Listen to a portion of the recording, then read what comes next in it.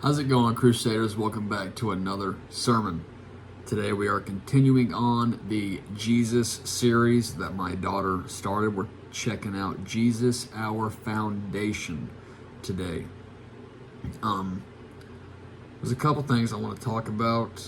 First being the place that we stopped at on Monday for the Wagon Wheel Worship Project at Suzanne's house. Very nice facility. I've seen a lot of people in there searching for help, and I pray that they find it through Jesus Christ.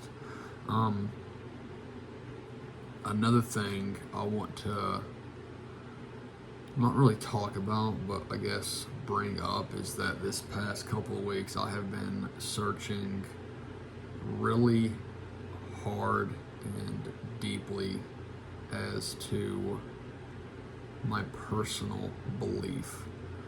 I was raised Baptist. I've been going to a Methodist church for about the past year and a half. But these past couple weeks, I have been going to a Catholic church. And it has completely changed my entire perspective on almost everything.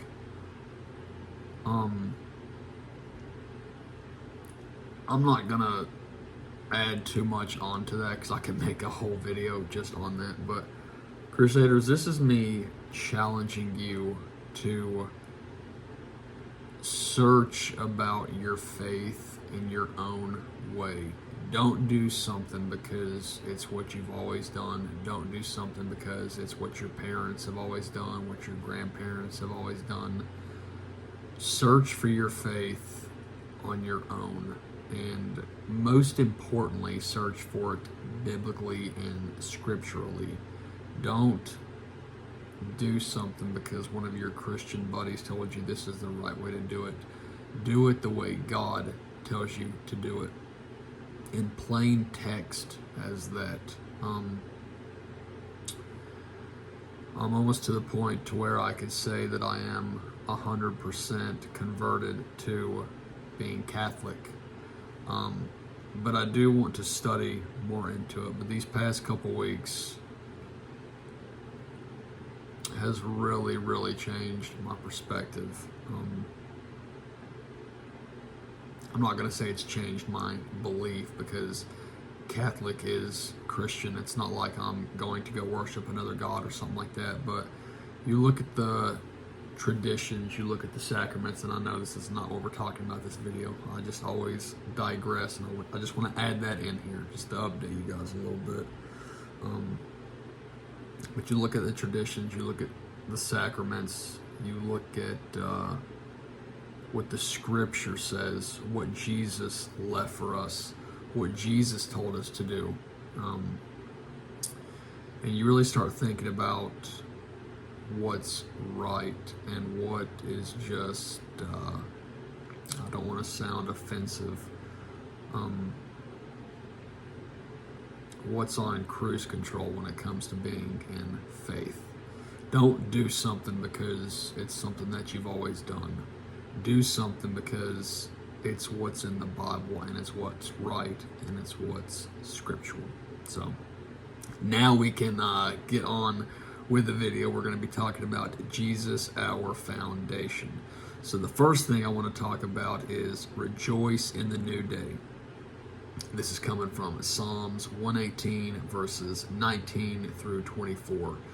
And this expresses gratitudes for God's deliverance and salvation, emphasizing the opening of the gates of righteousness and the recognition of a stone the builders rejected, becoming a cornerstone, concluding with a call to rejoice in the Lord's marvelous work. Next thing we're going to look at is Isaiah 28:16. This is a well-known passage that states, "Behold, I lay in Zion for a foundation, a stone." So we're talking about Jesus, our foundation. we're just going to add in a couple Bible verses. This should be a shorter video. I've only got 2.5 pages of notes if I don't continue to digress too much. But God here is declaring that we will establish a foundation, a tried stone. So this emphasizes the reliability and proven nature of the foundation, suggesting it has been tested and found strong. A precious cornerstone.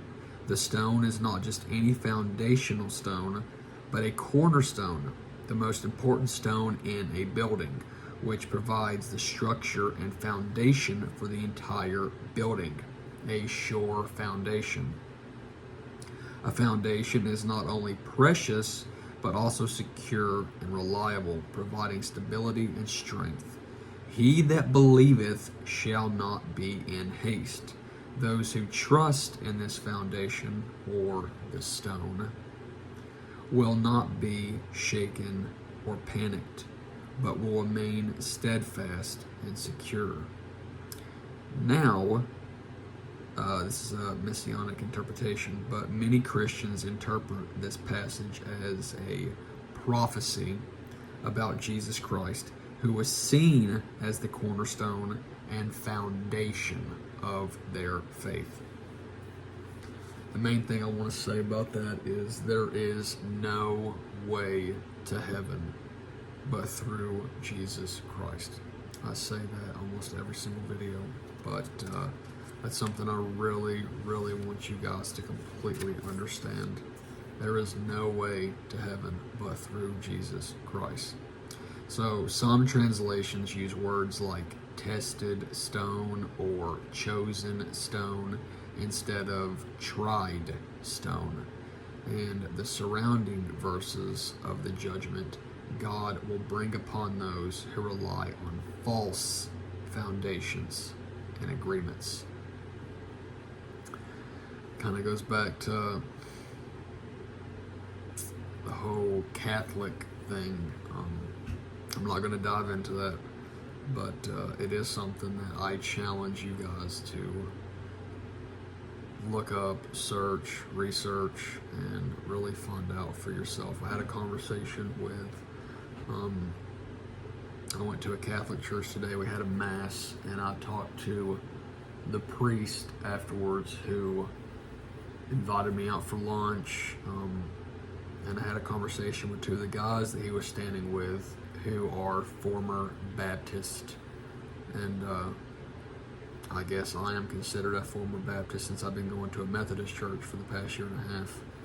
But I had a conversation with the priest, and we talked a little bit. We both had to go, but we did have a good conversation, which will be continued shortly.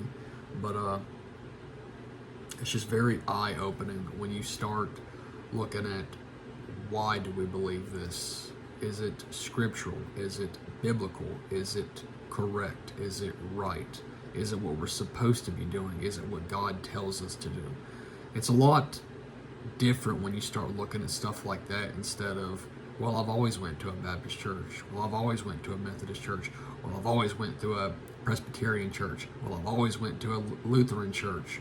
I could add more and more and more on that. It's just, I've always wondered why there's so many different denominations. Like, why can, and Catholic is right in on that, but why is there so many different denominations when it comes to being a Christian? God left us one church, the universal church, the Catholic Church. So when you start looking at stuff like that,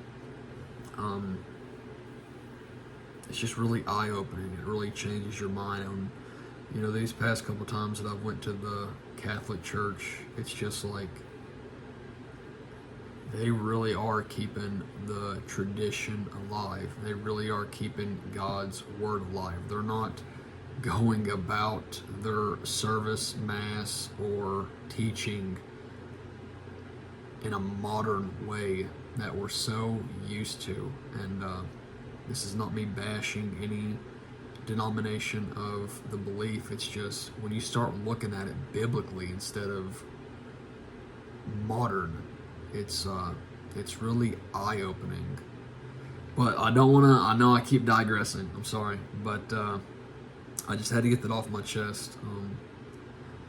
I challenge you guys to do the same.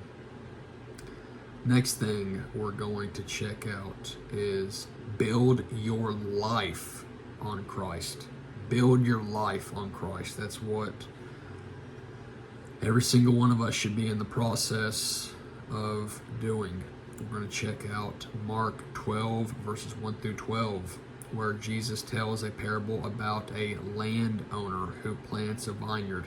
I think I've actually, in one of my sermons, I could not tell you which sermon I've talked about this, but I have spoken about this in a sermon before. This is where Jesus tells a parable about a landowner who plants a vineyard. He builds a fence around it, digs a wine press, and builds a tower. Then lets it out to tenants. The landowner sends servants to collect the fruit, but the tenants abuse and kill them. The landowner then sends his son to the tenants, hoping they will respect him. However, the tenants, seeing the son as an heir, kill him and throw him out of the vineyard. The landowner, enraged, sends his servants to destroy the wicked tenants and give the vineyard to others. Jesus then asks if the people understand the parable and if they know the verse about the stone that the builders rejected but believe the cornerstone. The chief priests and scribes realize Jesus is speaking against them, and they seek to seize him but fear the people's reaction.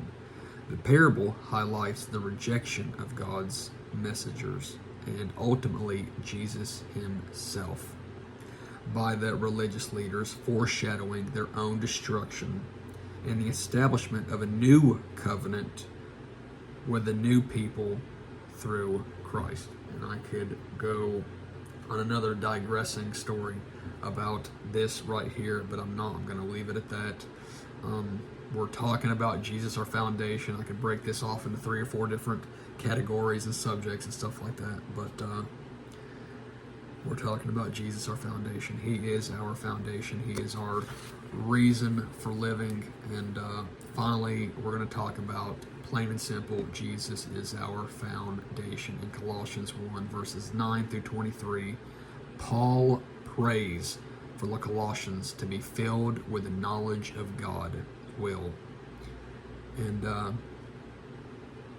to walk worthy of the Lord and be strengthened to endure with joy, emphasizing that through Christ they are reconciled to God and called to continue in the faith, holding fast to the hope of the gospel.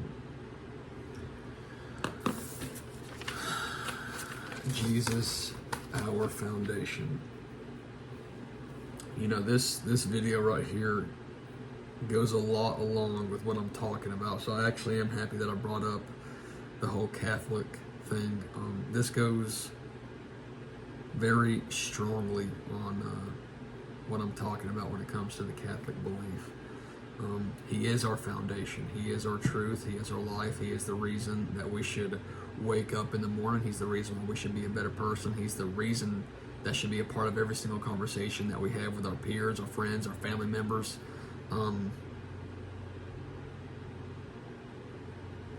so much more than that too, Crusaders. So that's all I've got to say for today. I can digress for about another 30 minutes, but I got to go to work here shortly, so I won't do that. But Crusaders, I challenge you all to dive deeply into not only Jesus, but the belief of Jesus, the church of Jesus, and the foundation of Jesus. I hope you all have a blessed day. I pray that God is with each and every single person watching this. I pray that you guys are on a journey right now that leads you closer to Jesus Christ. I pray that you are leading your family to a closer relationship with God. I pray that in a conversation with your friends, you're letting them know about Jesus, and just always try to be better than who you were yesterday, Crusaders. And the only way that we can do that I have found that actually works in this crazy world that we live in, that is Jesus Christ. None of us are perfect. We all fall short of the glory of God. But through the glory of God, we will find peace. We will find the strength to get through any type of thing that we're going through. And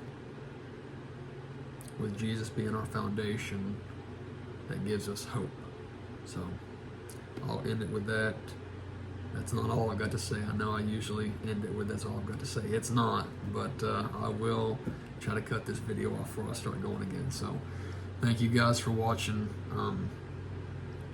Jesus, our foundation, forever and always, Crusaders. So catch you on the next one. Thanks.